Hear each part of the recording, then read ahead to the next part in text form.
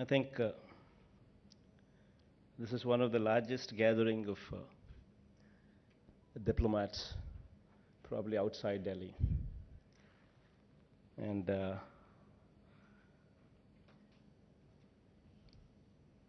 excellencies, the ambassadors, the high commissioners, consular generals, and other distinguished dignitaries from across the world. Representatives from Mongolia, Australia, Austria, Bangladesh, Bulgaria, Canada, Egypt, Estonia, Georgia, Indonesia, Japan, and the list goes on. I thank all of you for coming over here, and I welcome you, all of you, as well. More than 30 countries, more than 50 representatives, 16 ambassadors, all of them, I sincerely thank from the deepest of my heart. Today, I think this is one of the one of the unique initiative what is being started over here, and the sincere thanks to central government for actually coming forward to make this a reality. I think all of you here are already aware of the state's background. I would not say that, we are a very developed state, we have everything on a platter. I wouldn't say that. We are a port state, there's no denial of that. We don't have a tier 1 city like Hyderabad or a Bangalore or a Chennai. I wouldn't deny that as well.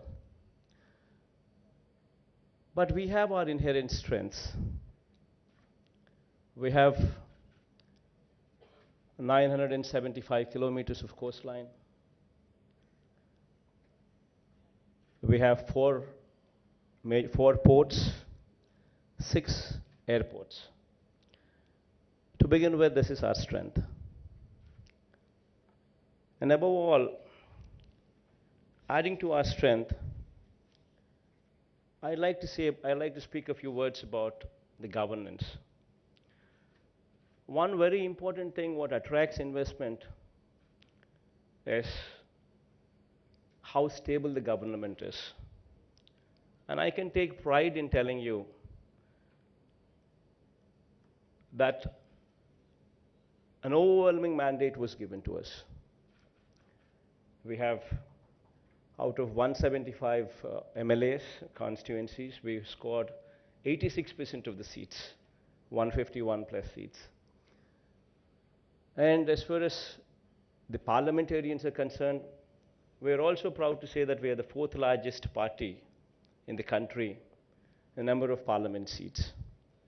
And we're also proud to say that we share a phenomenal good relationships with the central government and as well as the neighboring Telugu state of Telangana as well.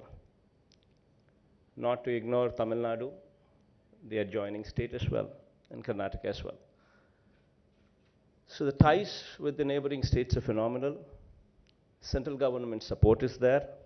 There's an overwhelming mandate in our favor. This could also add to our strength when we market ourselves to the outside world.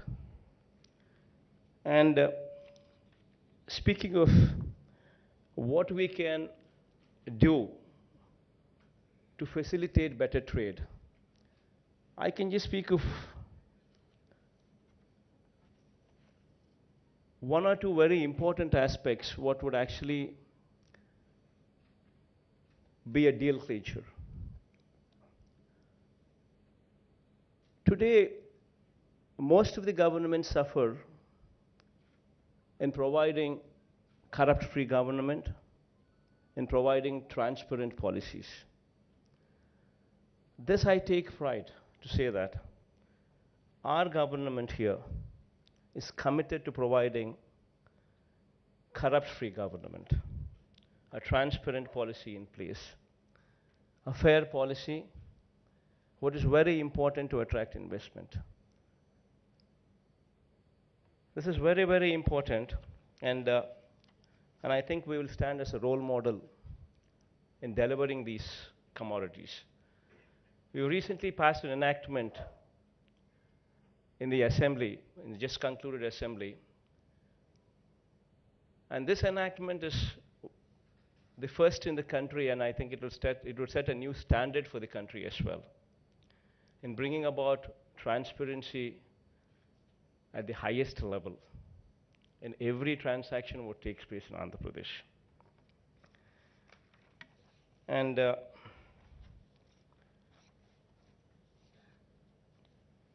I think a few of these 60 days of our governance, once you want to give, to speak about the 60 days of our governance so far, everybody stands here and, all of us stand here and then we say, we've done that, we've done this, we've done phenomenally well and all those things. But I think most of them here also are aware of reading the newspapers, reading in the news, also aware of, few of the revolutionary decisions that we've taken also, what probably are slightly controversial also. I think that also lingers in few of the heads as well. This also, I think I should address these things in order to give you confidence, because otherwise there's no point.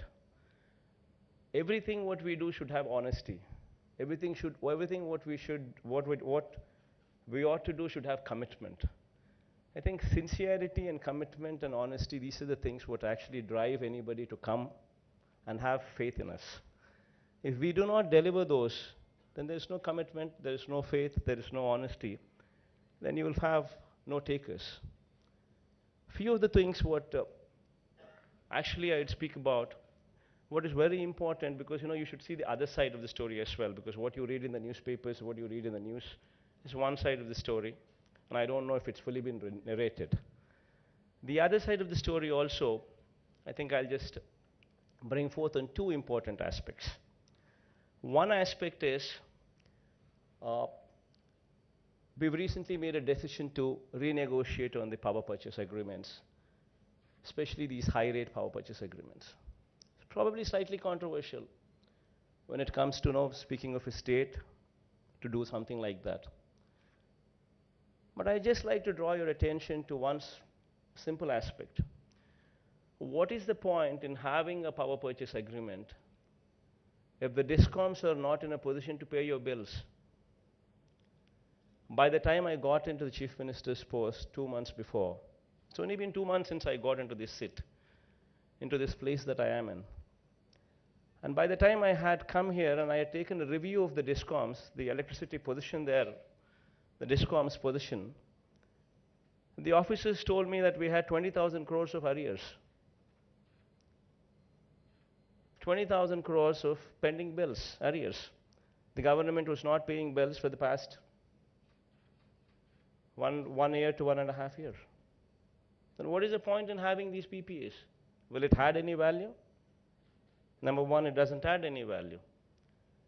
The discoms are already crumbling. So what do we do?